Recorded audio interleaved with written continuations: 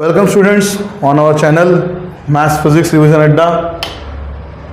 तो जैसे कि अभी आप सब लोग जानते हैं, हमने फिजिक्स क्लास 12 रिवीजन क्लासेस में रोटेशनल डायनामिक्स लेसन से चार लेक्चर हमने ले लिए हैं और वो हमारा टॉपिक था basic concept of rotational dynamics, जहां हमने जैसे आपको पता है CPF, CFF, definition of circular motion, uniform circular motion and उसके बाद कुछ डेफिनेशंस लिए। उसके बाद हमने शुरू किया था application of uniform circular motion.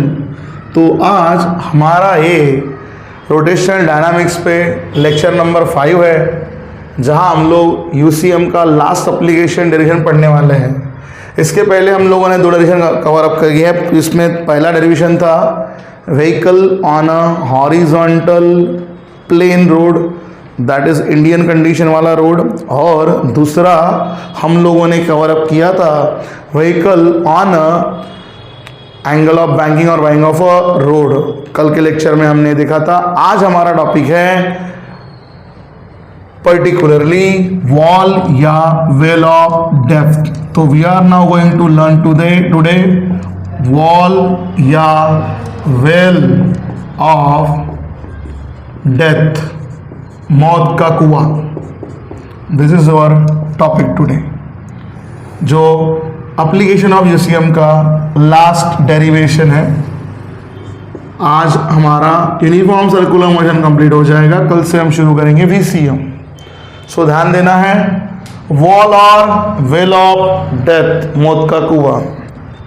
So consider a vehicle, again vehicle मतलब एक तो आइदर बाइक और अ कार। वैसे कार का ही मौत का कुआं खोला जाता है, बट वो कम आपको दिखता है मोस्टली बाइक का। तो consider vehicle is entering into the cylindrical wall और वेल ऑफ। सर सिलेंड्रिकल क्यों बोलते हो बेटा? आपने देखा होगा, if you gone over to see the मौत का कुआं, वॉल ऑफ डेथ का शो अगर आप देखने कभी गए होंगे तो आपने देखा होगा एक सिलेंड्रिकल चेम्बर होता है ना, पूरा लकड़ी की पट्टियों से बना हुआ, जहां बाइक पहले ग्राउंड पे घूमती है और धीरे धीरे वो वॉल के बेस पे से ऊपर ऊपर ऊपर ऊपर चढ़ती है। तो actually it is cylindrical container. Yes, तो कंसीडर वही हम बोल चेम्बर, सिलेंड्रिकल चेम्बर, ठीक है, वुडन का बना हुआ, लकड़ी के पट्टियों का फ्रैक्शन मिलने के लिए वो बनाया जाता है। तो सेम हम यहाँ ड्रॉ कर रहे हैं। कंसीडर, ध्यान देना है, ये हमारा सिलेंड्रिकल चेम्बर जो हम लोग यहाँ दिखा रहे हैं। कंसीडर अ व्हीकल, एक व्हीकल एंटर कर रही है इनटू अ सिलेंड्रिकल वॉल और वेल ऑफ डेथ। इस सिलेंड्रिकल वॉल या वेल ऑफ डेथ में आपकी एक व्हीकल एंटर कर रही है। Consider a vehicle is entering, vehicle जिसका मास मान लेते हैं m। ये पहले हमने सिलेंड्रिकल चेम्बर बनाया, यहाँ हमारी व्हीकल एंटर कर रही है, ठीक है। तो व्हीकल यहाँ से एंट्री करेगी, जाएगी, ओके।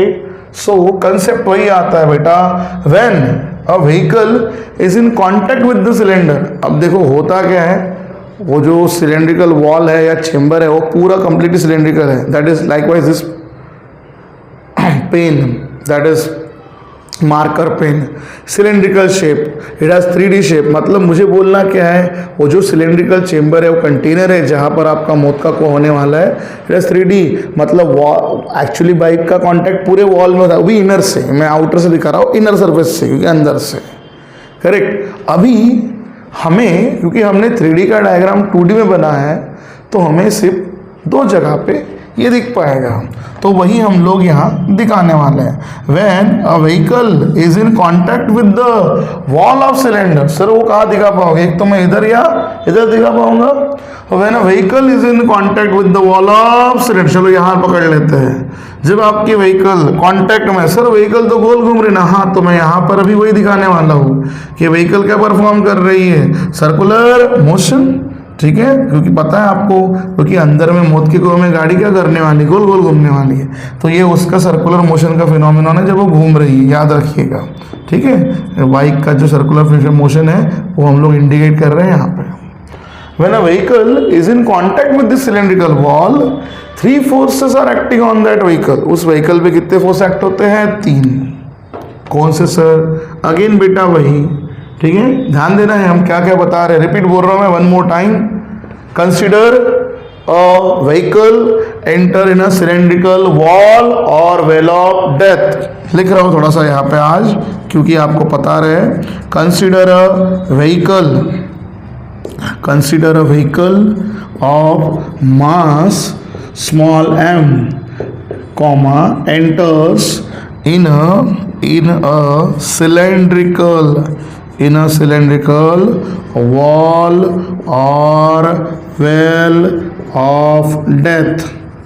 एक व्हीकल मान लो इंटर कर दी. Then sir when a vehicle is in contact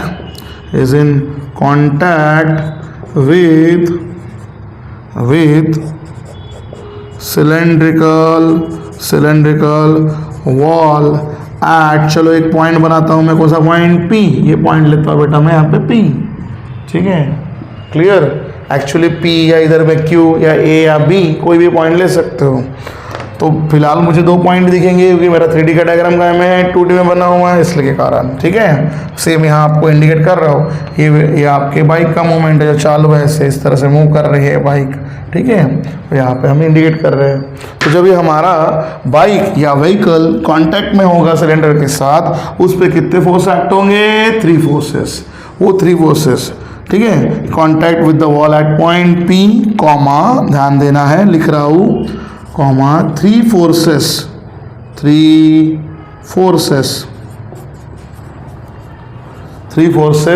are acting on a vehicle which are कौन से है वो? चलो देखते हैं. पहला कल की तरह ही, number 1 mass weight of vehicle that is mg. आपको पता है बेटा ग्रेविटी हर एक चीज को क्या खींचती है? डाउनवर्ड. तो यहाँ पर mg कंपोनेंट भी कैसे एक्ट होने वाला है? Vertically downward. तो mg वाला कंपोनेंट क्या एक्ट होगा? Downward. What is mg? Weight. ठीक है, so weight of a vehicle is acting on a vehicle, short में लिखते देता, in a vertically downward direction. कैसे एक्ट होने वाला ये? वर्टिकली डाउनवर्ड डायरेक्शन में. पहला, क्योंकि ग्रेविटी हर चीज को नीचे पुल डाउन करती है, सिमिलर वे में. दूसरा, सेकेंड फोर्स, याद रखिए, समझना क्या है.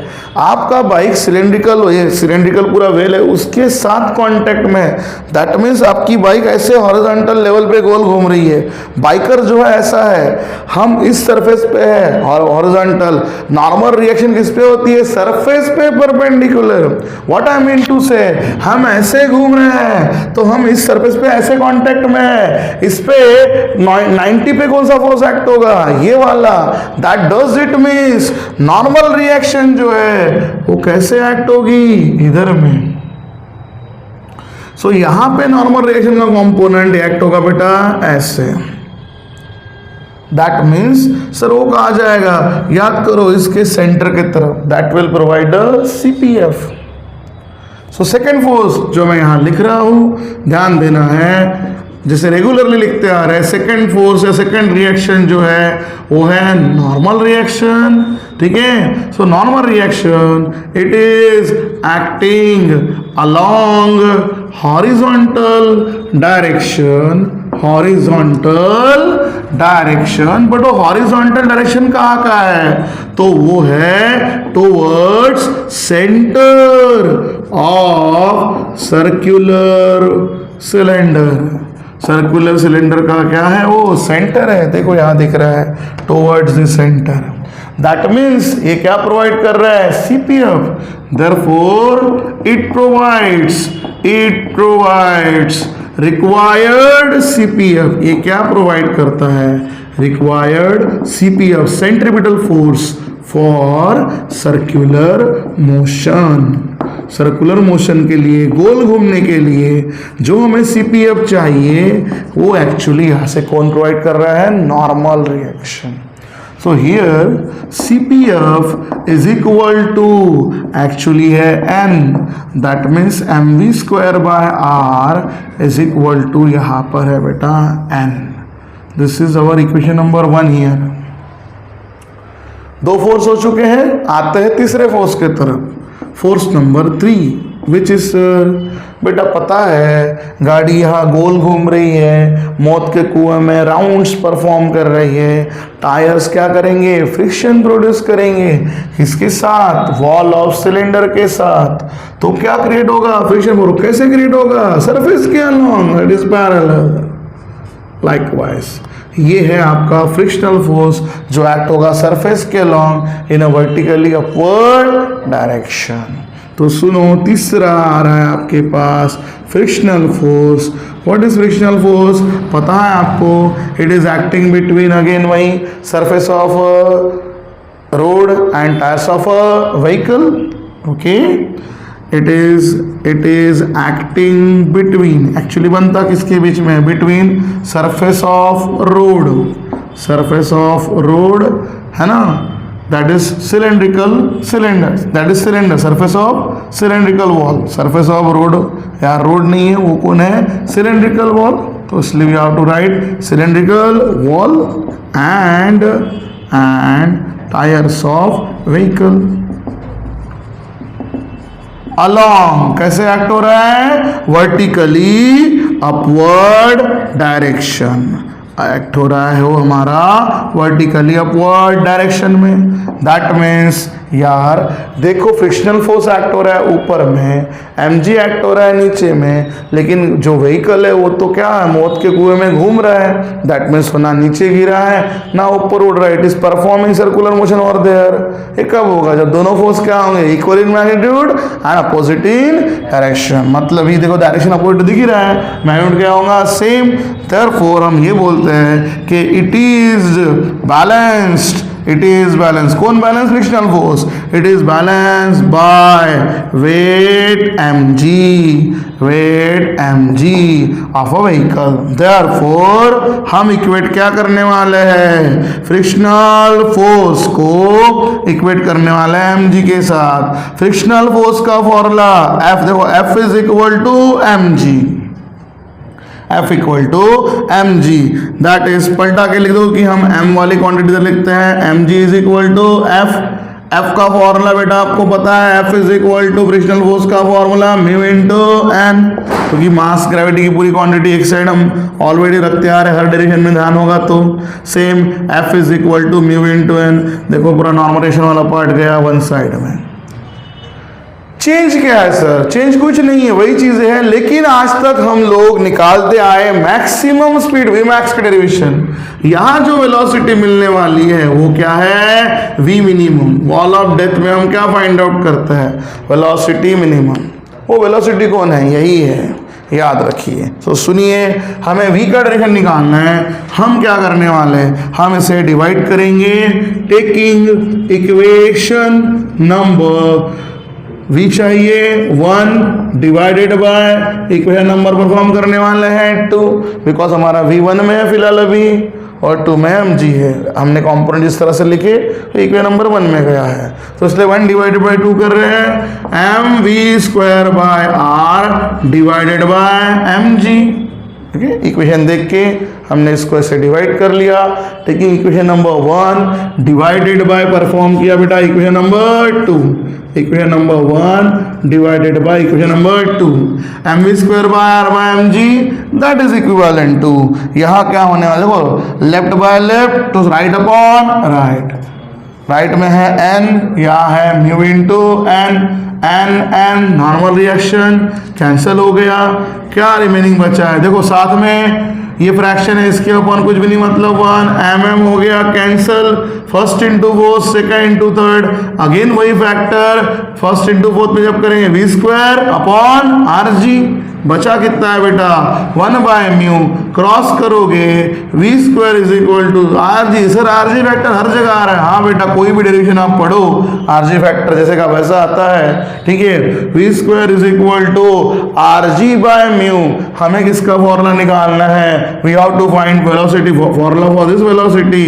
तो टेकिंग क्या लेंगे बेटा? Square root. Taking square root on both sides हम ले लेते हैं, तो हमें मिलने वाला है v, और जो होने वाली v मिनिमम, और जिसका आंसर आएगा under root are G by mu. So this is the final expression, final derivation for wall of death or well of death. This topic is for 3 mark, usually asked in board examination. 3 mark के लिए topic है, ठीक है। इस तरीके से इसका notes बनेगा, इस तरह इसको पूरा लिखना है प्रॉपर वे में। ध्यान दीजिए क्या दिख रहा है यहाँ पे, ये फॉर्मूला मिनिमम। सर मिनिमम क्यों? बेटा मौत के कुएं में जब बाइकर ड्राइविंग बाइक करता है तो उसे उस मिनिमम स्पीड को मेंटेन करना होता है, बिकॉज स्पीड के कारण ही उसका पॉइंट ऑफ कांटेक्ट जुड़ा होता है। अचानक सडनली अगर उसका एक्सीटर हाथ छूट जाए या सडन जर्क आ जाए को तो पॉइंट ऑफ कांटेक्ट लूज हो जाएगा, वो सडनली नीचे गिरेगा। इसलिए वो जब बाइक चलाते तो धीरे धीरे स्पीड बढ़ाते ऊपर जाते हैं, और जब स्पीड कम करने तो भी धीरे धीरे एक साथ सडनली नहीं कर सकते, बिकॉज वहाँ कंसेप्ट है मिनिमम स्पीड उतना उस राउंड में उतना मेंटेन होना चाहिए। इसलिए सडनली एकदम डायरेक्ट ऊपर भी नहीं जाएंगे, यहाँ से चालू के सीधा ऊपर जा रहे हैं, या ऊपर से डायरेक्ट सीधा नीचे भी नहीं है, धीरे धीरे slow and steadily, because it belongs with that minimum speed. तो यहाँ मिनिमम स्पीड का कंसेप्ट है। इसके पहले हमारा फ्रिक्शन बेस पे जो था, इतना फ्रिक्शन तो हाईएस्ट उतनी स्पीड, दैट इज सेफ। यहाँ है मिनिमम स्पीड का कंसेप्ट। अब मैं आपको एक बार रिकॉल कर दे रहा हूँ, क्या पढ़ा हमने? एप्लीकेशन ऑफ यूसीएम में हमने 3 चीजें पढ़े। एक पढ़ा vehicle on horizontal plain road, horizontal circular plain road, circular plain road, Indian condition वाला रोड, थोड़ा ध्यान देना है। जब हमने ये पढ़ा, हमने पढ़ा formula v is equal to under root of R G into mu, ठीक है। ये हमने पहला फॉर्मूला पढ़ा। देखो R G, R radius of curvature, G for gravity and mu for point of friction, जैसे का वैसा। दिस इज रिकॉल, ध्यान दीजिए। इसके बाद हमने पढ़ा दूसरा concept, vehicle on a banked circular road, banked circular road. बेटा थोड़ा सा बताना चाहो यहाँ पे मैं, यहाँ पे एक नहीं 2 डेरिवेशन है। कौन से 2 डेरिवेशन? एक वी मैक्स का फॉर्मूला होता है विथ बोथ, जब आपके पास एंगल ऑफ बैंकिंग भी दिया है और फ्रिक्शन भी दिया है, that is R G in bracket tan theta plus mu upon 1 minus mu into tan theta. This formula when both are given. तो दिस पार्ट ए। अगर आपके उस बैंक्ड रोड पे अगर फ्रिक्शन भी अवेलेबल है, अगर उस बैंक्ड रोड पे फ्रिक्शन अवेलेबल है, तो आप ये फॉर्मूला अप्लाई करोगे, क्योंकि गिवन डेटा में भी अगर आपको दिया है तो। अगर आपके न्यूमेरिकल में गिवन डेटा में फ्रिक्शन वाली वैल्यू नहीं है, तो यही फॉर्मूला वी मैक्स का बनेगा under root are G into tan theta, where mu equal to 0, मतलब फ्रिक्शन लेस रोड के लिए ये फॉर्मूला, जहाँ फ्रिक्शन है ही नहीं, फ्रिक्शन लेस रोड का। तो वहाँ हमने 2 फॉर्मूले पढ़े। देखो अगेन आरजी फैक्टर बिल्कुल कॉमन है। साथ में हमने ये भी समझ लिया था कि जो काम हमारे इंडियन कंडीशन में कौन करता है? म्यू, पॉइंट ऑफ फ्रिक्शन, वही वहाँ कौन करता है? tan theta, tangent of angle of banking. And उसके बाद हमने पढ़ा तीसरा डेरिवेशन आज फॉर वॉल या वेल ऑफ डेथ। इसके अंदर हमने देखा मिनिमम स्पीड का फॉर्मूला, जहां v मिनिमम का फॉर्मूला आता है under root are g upon mu. हर जगह अगर आप डेरिवेशन में देख रहे होंगे, हर स्पीड में रूट कॉमन है, आर जी कॉमन है। जस्ट इंडियन कंडीशन वाले रोड पे जहां म्यू आया है, हॉरिजॉन्टल प्लेन रोड पे, सर्कुलर ट्रैक पे, या फिर बैंक्ड कर्व्ड रोड पे, तो ये 2 फॉर्मूले, if it is friction and angle of banking only angle of banking R J into tan theta, and जो हमारा लास्ट वॉल ऑफ डेथ पे ही है। इस तरीके से हमारा एप्लीकेशन ऑफ यूसीएम होता है कंप्लीट। इसमें साथ में और दो छोटे क्वेश्चन आते हैं जिसको आज हम कवर अप करते हैं, शो दैट के चलो पढ़ते हैं। प्रूव दैट, दो रिलेशन क्या है sir, v is equal to R omega. कभी क्वेश्चन ऐसा आएगा, कभी ऐसा आएगा, obtain the relation between linear velocity and angular velocity, और कभी डायरेक्ट आएगा show that v is equal to R omega, prove that v is equal to R omega. इसके लिए बेटा हम लोग लेने वाले एक असम्पशन, व्हाट, जो हमने इसके पहले भी एक बार लिया है। Consider a particle is performing uniform circular motion with centre O and radius R, with center O and radius R. Initially a particle is at the point A and in time small t, particle reaches to the point B by describing an angle theta and by covering a arc। इस arc को हम लोग बोलते हैं x। कितने time में cover किया ये, तीसरे आर्क को क्यों नाम दिए बेटा, ये लेंथ ऑफ आर्क है ना सर्कल का, इसे हमने नाम दिया x करके, ठीक है। और ये है आपकी रेडियस इन टाइम, यहाँ बना आपका थीटा, जो इसके पहले भी हम लोग देख चुके हैं। Consider particle is performing uniform circular motion, है ना, ये कंसीडर हमने इसके पहले भी लिया है। देखो अभी मैंने पूरा ऑब्जेक्ट गोल घूमते दिखाया ए से बी, तो बिल्कुल समझ में आता है कि ये क्या है, सर्कुलर पार्ट है, क्योंकि मैंने पूरा डायग्राम बनाया है। इफ और क्योंकि मैंने टाइम इंटरवल बढ़ा लिया, टाइम इंटरवल और बढ़ा दूंगा तो और आर्क बढ़ा दिखेगा आपको। अगर मान लीजिए बाजू में हम आपको दिखा रहे हैं, ये सर्कल लिया है, सेंटर लिया, अब देखो मैं अगर पूरा सर्कल बनाऊं समझ में आता है, लेकिन मैं सर्कल ही बनाने जा रहा हूँ, रेडियस लिया है मैंने, सेंटर लिया है, बट इन शॉर्ट टाइम सिर्फ मेरा पार्टिकल मैं बोलूँ यहाँ से यहाँ गया। अगर मैं सर्कल बनाऊँ नहीं तो आपको ये डिस्टेंस क्या लगेगा, बिल्कुल to be looking to be as a straight line. अगर मैं टाइम इंटरवल बढ़ा दूं तो डेफिनेटली आर्क दिखाई पड़ेगा, बट अगर टाइम इंटरवल घटा दूं तो ये बिल्कुल क्या दिखाई पड़ेगा, स्ट्रेट लाइन की तरह दिखाई पड़ेगा। एक्चुअली वो स्ट्रेट लाइन का ही है, बट समझेगा नहीं करके हमने बड़ा डिस्टेंस बनाया है, ठीक है, ये याद रखना। ऐसा नहीं, ये है आर्क का ही पार्ट, बट लगता कैसे है, looking to be likewise a straight line. तो वही हमें याद बताना है, in short time T comma distance covered by a particle is almost a straight line, क्या दिखेगा, स्ट्रेट लाइन मतलब स्ट्रेट डिस्प्लेसमेंट। तो आपको पता है स्ट्रेट मतलब ही लीनियर, सो हम क्या लगा सकते हैं, लीनियर वेलोसिटी जो लास्ट ईयर पढ़ चुके हैं, we know velocity is equal to displacement upon time. Sir velocity कितना ले रहे हो, v, डिस्प्लेसमेंट कितना ले रहे हैं, x, टाइम कितना ले रहे हैं, t। सर x का ये दिखा है, इतने टाइम में हुआ डिस्प्लेसमेंट, क्या माना इसको अपन ने, x आर्क, वो आर्क की याद करो, आपका डिस्प्लेसमेंट है टाइम में हुआ जो आपको दिख रहा है। This is general form. Derivative form में क्या लिखा जाएगा, dx upon dt। For derivative form we write like that, dx by dt।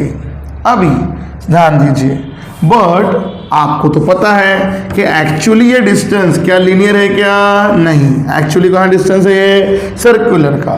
तो चलो लगाते हैं एक फॉर्मूला जो हमारे सर्कल का ही है। We know angle that is theta is equal to arc upon radius. ये आप 9th स्टैंडर्ड में ऑलरेडी फॉर्मूला पढ़ चुके हो, 9-10 में। Angle is equal to arc upon radius, so that is theta is equal to, that करो theta, angle theta ही है आपका, दिख रहा है आपको डायग्राम में। आर को कितना लिया गया है, एक्स ही, मतलब वही आपका डिस्प्लेसमेंट है। थीटा अपॉन रेडियस कितना लेके रखा है, आर। तो यहां से x की वैल्यू क्या हो जाएगी, x बनेगा बेटा r इंटू थीटा। अब अगर मैं ये वैल्यू यहाँ पे डाल दूँ इक्वेशन नंबर 2 की वैल्यू इक्वेशन नंबर 1 में, तो ध्यान दीजिए फ्रॉम इक्वेशन 1 and 2 आपके पास v इज इक्वल टू है D D T, derivative of x, x की वैल्यू कितनी आ चुके हैं r into theta, differentiate with respect to time t इसे बोला जाता है r थीटा।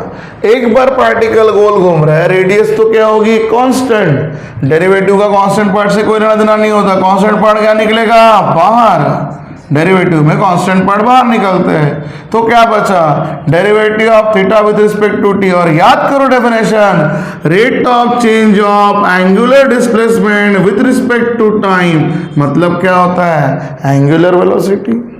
सर लेकिन थीटा टाइम के अंदर क्यों रखा, अरे अभी आपको बताया जैसे टाइम बढ़ेगा वैसे क्या बढ़ेगा, थीटा क्या होगा बढ़ेगा, that means theta is a function of time, ये वैरी होता है, theta is a function of time, radius नहीं है, रेडियस क्या है कांस्टेंट, एक बार घूमना चालू किया तो रेडियस कांस्टेंट है, इसलिए रेडियस बाहर किया, हर एक का रीजन सुन लो, एंड दैट्स व्हाई ये r निकलेगा derivative of theta with respect क्या बनता है ओमेगा, ये देखो रिलेशन आया v is equal to r omega. And in vector notation, कभी कभी वेक्टर नोटेशन भी बेटा पूछते हैं इसका, तो पता है वेलोसिटी वेक्टर क्वांटिटी है ना की, तो vector v is equal to actually r cross omega नहीं है, ओमेगा क्रॉस r है, याद रखिएगा। वेक्टर नोटेशन में पहले कौन है ओमेगा, ओमेगा क्रॉस r, ठीक है। तो वेक्टर नोटेशन का फॉर्मूला मैंने आपको लिखा के दे दिया। तो इस तरह से हमारा रिलेशन आ गया linear velocity and angular velocity के बीच का, ठीक है। तो हमने यहां से क्या पढ़ा, अगर हमारे पास एंगुलर वेलोसिटी ओमेगा है, उससे हम लोग अगर कैसे मल्टीप्लाई करें रेडियस, तो हम क्या निकाल सकते हैं लीनियर वेलोसिटी निकाल सकते हैं। या उसके उल्टा अगर हमारे पास लीनियर वेलोसिटी है डिवाइड बाय क्या कर दे r, तो कन्वर्ट काय में हो जाएगा angular velocity. Most important relation v is equal to r omega, relation between linear velocity and angular velocity. चलो बेटा बढ़ते हैं एक इसी तरीके का और एक डेरिवेशन जो बहुत बार अगेन पूछा गया है, या हमें पता टेक्निकली होना चाहिए। बढ़ते हैं ऐसा ही एक second question, relation between linear acceleration and angular acceleration. Next topic, relation between linear acceleration, shortcut में a, and angular acceleration that means alpha, ठीक है। तो क्वेश्चन आएगा obtain relation between linear acceleration और एंगुलर एक्सेलरेशन, और अगर ये नहीं आया तो पूछा जाएगा to prove a is equal to r alpha. जैसा लीनियर वेलोसिटी का है ना बेटा, लीनियर वेलोसिटी निकालने के लिए एंगुलर वेलोसिटी को कैसे मल्टीप्लाई करो रेडियस से, वैसे एंगुलर एक्सेलरेशन को मल्टीप्लाई करने पर रेडियस से क्या बनता है लीनियर एक्सेलरेशन, ठीक है। तो ये सेम रिलेशन उसका भी उसे प्रूव करते हैं। चलो ध्यान दीजिए, ये रिलेशन इससे भी इजी है 2 मार्क्स के लिए, ये भी एक टॉपिक मैं आपको बता रहा हूँ एज अ रिलेशन के तौर पर आपको पता होना चाहिए, इसलिए बता रहा हूँ, ठीक है। ध्यान दीजिए सर हाउ टू प्रूव, कुछ नहीं बेटा, इसके लिए भी सेम डायग्राम आपको पहले बताना है। Consider particle is performing uniform circular motion with centre O and radius r, initially particle is at point A, in time small t particle is the point b by describing an angle theta. Same diagram same explanation, बाकी कुछ करना नहीं है, सीधा उठाना। We know directly relation between linear velocity, जो अभी proven हुआ है, linear velocity and angular velocity, linear velocity and angular, linear velocity v and angular velocity omega is given by, इस फॉर्मूले को उठाना है। क्या था बेटा हमारा formula, v is equal to R omega, ठीक है। अब ये हमारा बेसिक फॉर्मूला है, इसे क्या करेंगे डिफरेंशिएट करेंगे, differentiate equation 1 with respect to time करना है t। Sir why you are differentiating, अरे बेटा आपको पता है वेलोसिटी अपॉन टाइम क्या बनता है एक्सेलरेशन, तो से हमें करना है D D t of v is equal to d D t of r omega. Okay, d t म्हणजे differentiate with respect to time, differentiate with respect to time. Sir यहाँ तो कोई कॉमन नहीं निकलेगा, इसे आप ऐसे ही रखो डी बाय डी टी. यहाँ याद करो अगेन वही आर रेडियस जो क्या है कांस्टेंट बाहर निकलेगी, क्योंकि एक बार पार्टिकल ने घूमना शुरू किया तो उसका रेडियस बदलता नहीं है. बट सर ओमेगा, हाँ ओमेगा चेंज होता है विद रिस्पेक्ट टू टाइम, हम पढ़ चुके हैं. तो याद करिए rate of change of linear velocity with respect to time क्या होता है, linear acceleration. Linear velocity upon time, linear acceleration that is A. And इसी लेसन में पढ़ चुके हैं rate of change of angular velocity with respect to time क्या होता है, एंगुलर एक्सेलरेशन. तो इस तरीके से हमारा रिलेशन आया a is equal to r alpha. ठीक है, इस तरह से ये टॉपिक यहाँ होता है कंप्लीट. कल हम शुरू करेंगे वर्टिकल सर्कुलर मोशन, जहाँ हम लोग पढ़ना है velocity of particle performing VCM और उसके बाद टेंशन के कंसेप्ट. तो